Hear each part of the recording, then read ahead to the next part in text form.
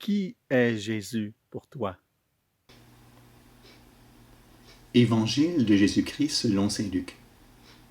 En ce jour-là, Jésus était en prière à l'écart.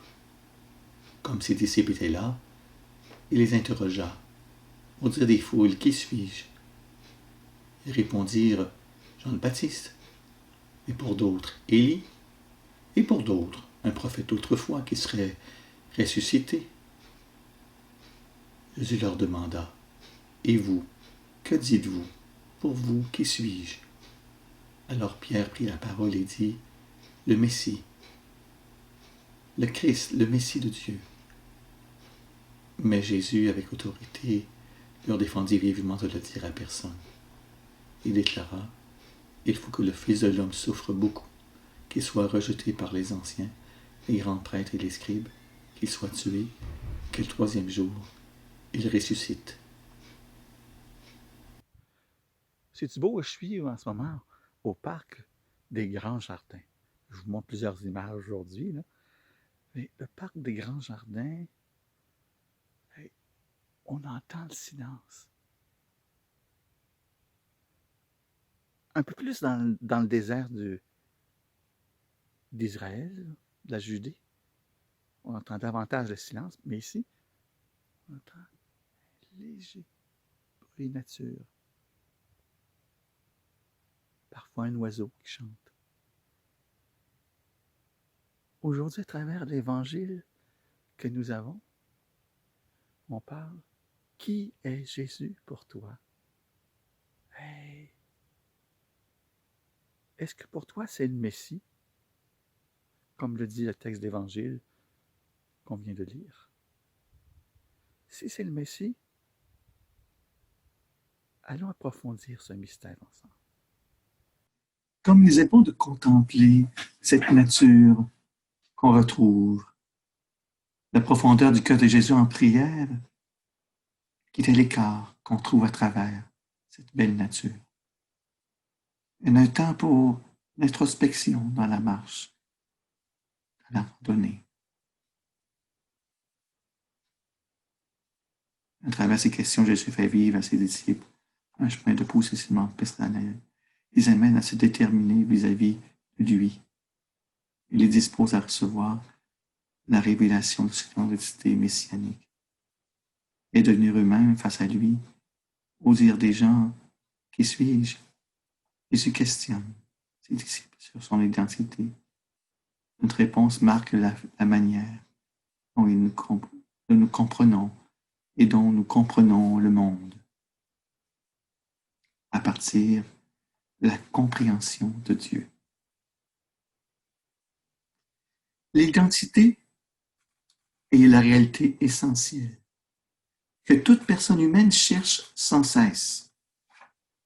Jésus aide chacun à se situer en lui donnant la possibilité de regarder d'autres réponses. Un chemin personnel peut se tracer pour chacune et chacun d'entre nous. La foule aime Jésus de Nazareth. Il est bon, il fait des miracles de guérison, il apporte un message nouveau. Bon nombre d'entre eux croient qu'il est un envoyé de Dieu. Jésus parle de la relation avec son Père qui donne d'être et qui lui donne sa mission.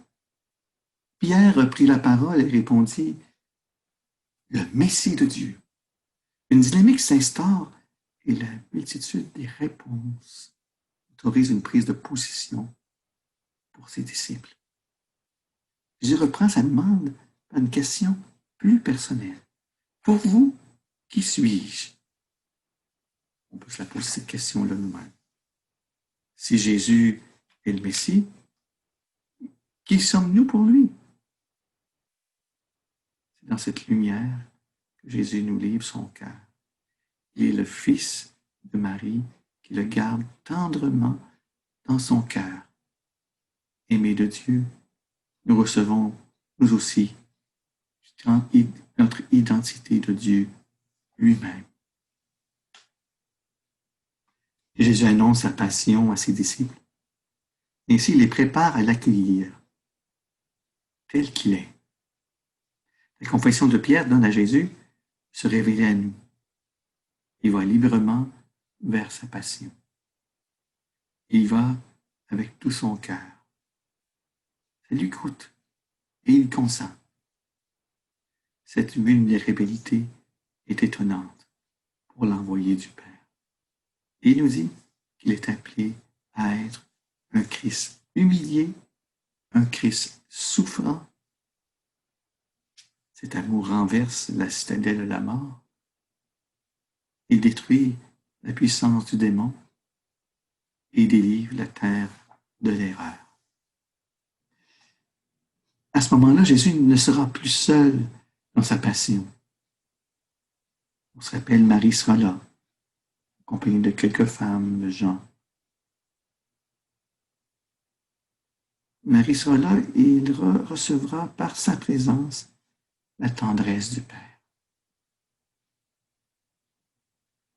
Aujourd'hui, en ce vendredi, rendons grâce à Dieu qui nous donne un tel sauveur et demandons la grâce d'être présent au cœur de Jésus qui nous aime.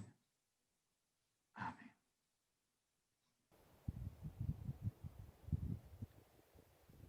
Que Dieu Tout-Puissant vous bénisse, qui est le Père, le Fils et le Saint-Esprit. Amen. Bon vendredi.